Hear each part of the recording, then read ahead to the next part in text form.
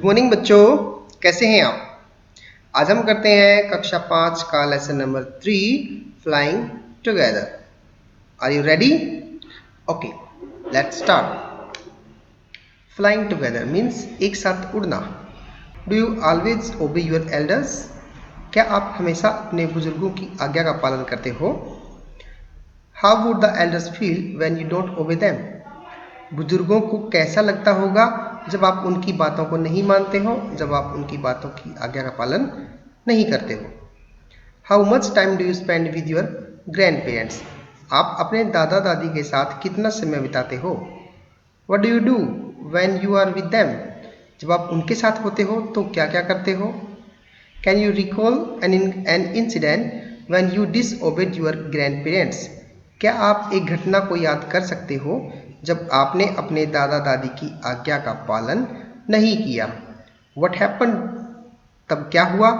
When you didn't do as they asked you to do. जब आपने वैसा नहीं किया जैसा उन्होंने आपको करने को कहा तो क्या हुआ? तो इस लेसन के बारे में हम जानेंगे कि किस प्रकार stood a very tall tree. जंगल के एक बीचों बीच एक लंबा पेड़ खड़ा था। Its leafy branches spread out like strong arms. और जो इसके जो लीफी मतलब पत्ते वाली जो ब्रांचेज शाखाएं, जो इसकी पत्तों से भरी हुई जो टहनियाँ थी, ये शाखाएं थी, spread out like strong arms, मजबूत बाजुओं की तरह फैली हुई थी। क्लियर? यहाँ पर हमने वर्ड मीनिंग और इसकी हिंदी साथ में दे रखी है। आप यहाँ से इसको पढ़ सकते हैं, इसको देखकर लिख सकते हैं। ठीक है। This tree was the home of a flock of wild geese. यह जो पेड़ था बत्तखों के झुंड का घर था। और वो कैसी थी? वाइल्ड। वाइल्ड मीन्स जंगली। ठीक है, जंगली बत्तखों का यह एक जो फ्लॉक मतलब झुंड, इसके ऊपर रहता था। They felt safe there. वे वहाँ पर सुरक्षित महसूस करते थे। One of the geese was a wise old bird. और उनमें से जो वो बत्तखें थी, उनमें से जो एक जो बूढ़ा समझदार पक्षी था। He noticed a small creeper at the front of the tree. उसने क्या नोट किया कि एक क्रीपर थी। क्रीपर मीन्स बेल। वो बेल कहाँ पे थी? पेड़ के नीचे। आपके चित्र में दिखाई दे रहा होगा, यहाँ पे देखो, ये जो बेल है इसको क्रीपर बोलते हैं। ठीक है। और ये जो वाइल्ड गीज है, वो पक्षी जो है, बत्तख जो है जंगली, वो पेड़ के ऊपर रहती थी। ठीक है। तो जो बूढ़ा व्यक्ति था, जो बूढ़ा पक्षी था, उसने नोट किया, क्या किया कि पेड़ के नीचे इनके जड़ के पास एक छोटी सी क्रीपर यानी कि बेल पर उसका ध्यान गया। He spoke to the other birds about it. और उसने अन्य पक्षियों से इसके बारे में बात की। क्या बात की? Do you see that creeper? क्या तुमने वह बेल देखी? He said to them.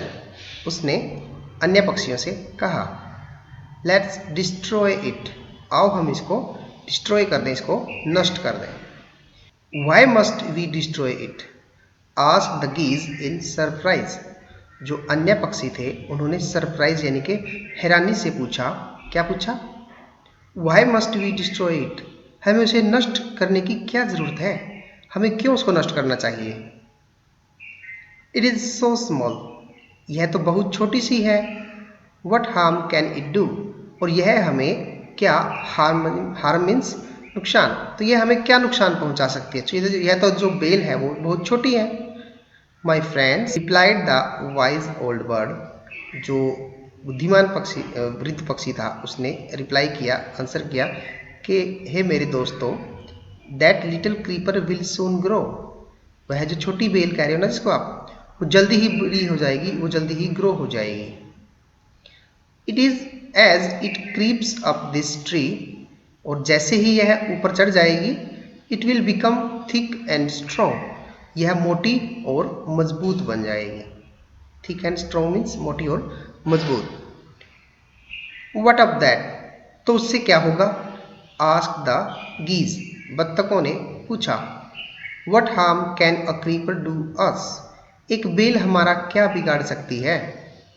तो यानी कि यहाँ तक जो हमने लेसन पढ़ा है, तो बुद्धिमान पक्षी था वो अन्य पक्षियों से कह रहा है कि जो यह बेल है बढ़ रही है पेड़ के नीचे, तो ये हमारा एक दिन नुकसान कर सकती है और हमें आप इसको नोट करें और इसका कुछ मतलब ऐसा काम करें कि या तो इसको काट दें या फिर इसको उखाड़ के फेंक दें। तो ऐसा क्यों कह रहा था वह? क्योंकि उसका अनुभव था, उसका एक्सपीरियंस था कि इसके साथ क्या हो सकता है, लेकिन जो अन्य पक्षी उसकी बातों को नहीं सुनते। तो देखते हैं आगे क्या होता है। यू सी, क्या तुमने देखा नहीं? रिप्लाइड द वाइज बर्ड, और बुद्धिमान पक्षी ने उत्तर दिया, with the help of that creeper it will be possible for someone to climb this tree. और बुद्धिमान जो पक्षी था उसने क्या उत्तर दिया कि इस बेल की हेल्प की वजह से, इसकी सहायता से कोई भी व्यक्ति पेड़ पर चढ़ सकता है। क्लाइंब मीन्स चढ़ना। और फिर क्या होगा? अ Hunter can came up and kill us all, कोई भी शिकारी आ सकता है और हम सबको मार सकता है। Well there is no hurry, they replied, ठीक है इसकी कोई जल्दी नहीं है, उन्होंने उत्तर दिया। The creeper is very small, बेल बहुत छोटी है।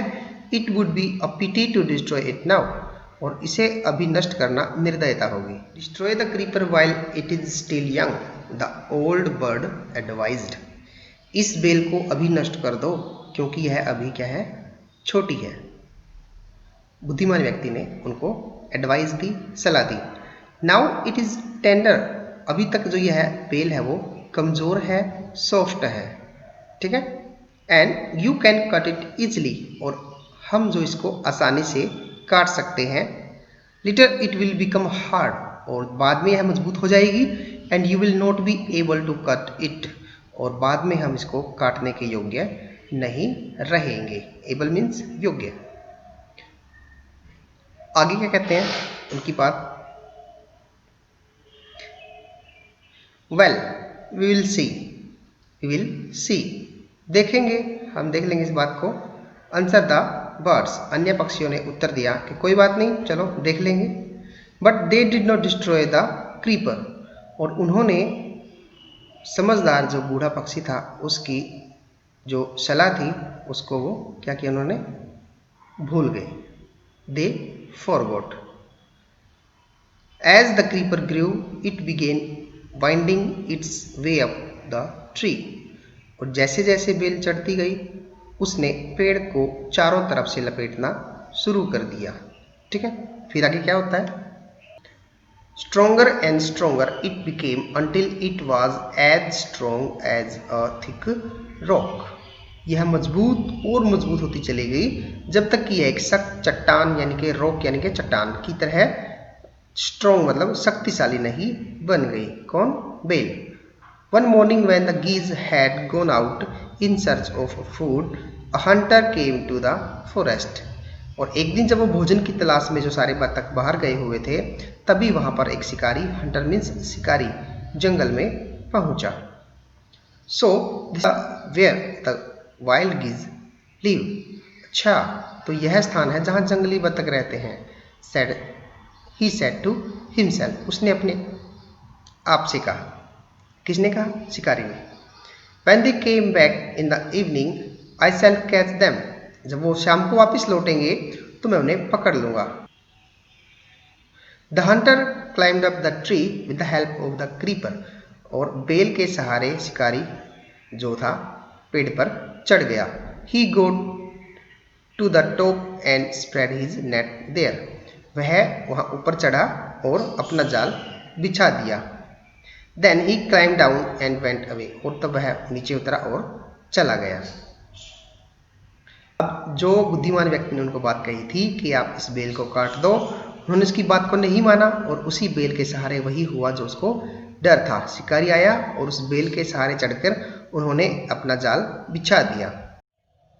In the evening the geese returned home, शाम के समय जो बत्तख थे वो घर वापस आए। They did not notice the net, उन्होंने जाल पर ध्यान नहीं दिया।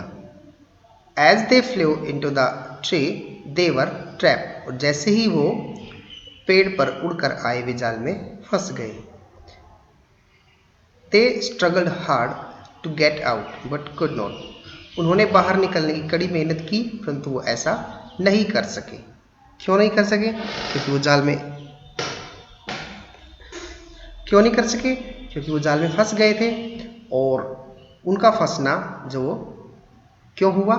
क्योंकि जो बुद्धिमान पक्षी था उन्होंने पहले इनको इन्फॉर्म कर दिया था, सूचित कर दिया था, चेतावनी दे दी थी कि यदि आप इस बेल को नहीं काटोगे एक दिन यह मजबूत हो जाएगी। और उसी बेल के सहारे शिकारी पेड़ पर चढ़ा और उसने जाल बिछा दिया और अब वो सब के सब उस जाल में फंस चुके थे।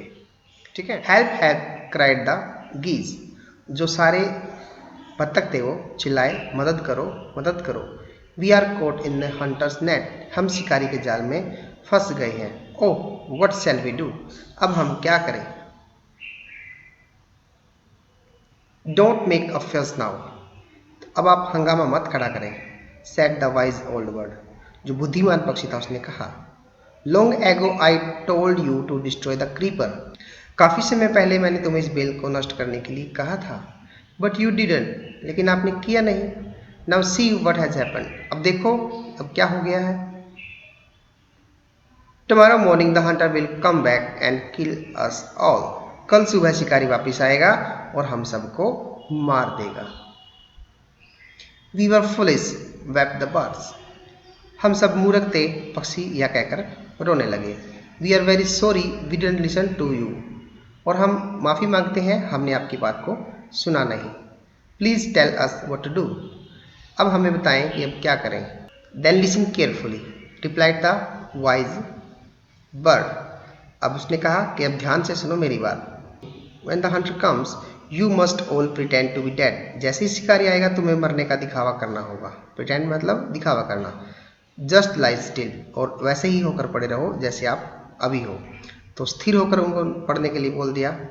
The hunter will not want dead birds। शिकारी मरे हुए पक्षियों को जो वो नहीं लेके जाएगा। ठीक है, उनको मरे हुए पक्षियों की जरूरत नहीं होती। He will throw us to the ground। और वह हमें जमीन पर फेंक देगा। Then it will be easy for him to climb down। तब उसके लिए नीचे उतरना आसान हो जाएगा। Collect the birds। और वह collect the dead birds, पक्षियों को इकट्ठा करेगा। And then take them home। और उन्हें घर ले जाना आसान रहेगा। When the last of us has been thrown down, we must quickly get up and fly away।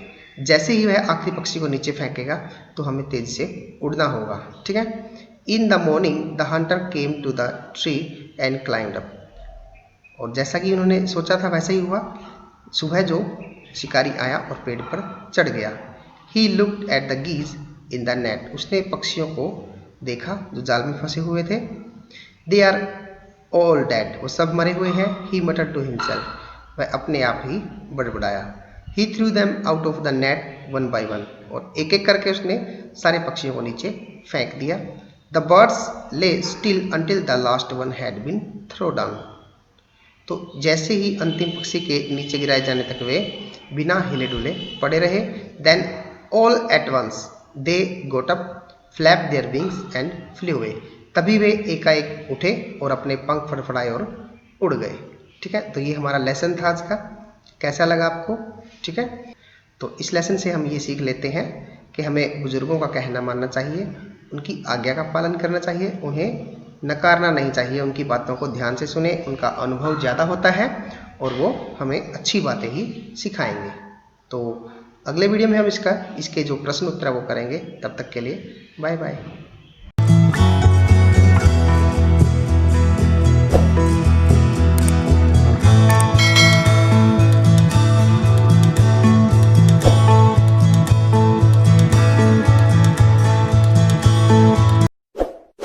इस वीडियो को लाइक करें, हमारे चैनल को सब्सक्राइब कर बेल आइकन जरूर प्रेस करें।